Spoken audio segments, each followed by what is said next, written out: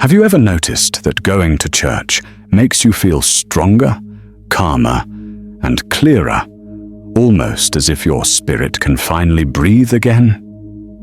That is not an accident. God designed it that way.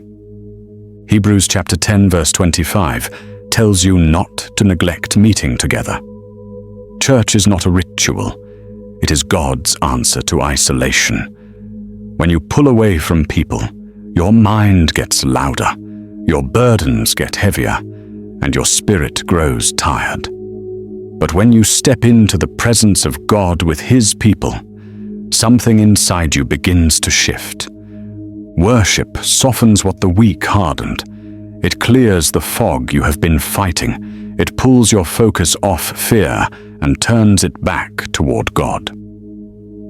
David understood this when he said in Psalm chapter 84 verse 10, that one day in God's courts is better than 1,000 elsewhere.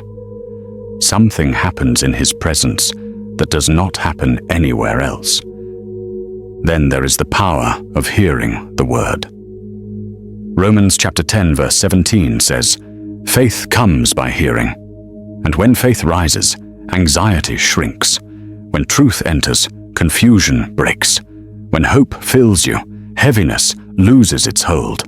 A strengthened spirit steadies every part of you, even your emotions and decisions, and you cannot ignore the power of community."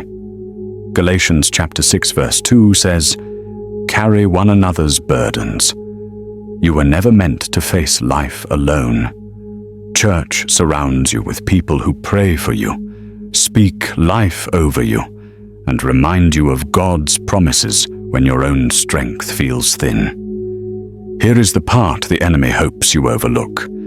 Church is not powerful because of a building. It is powerful because God shows up when His people gather.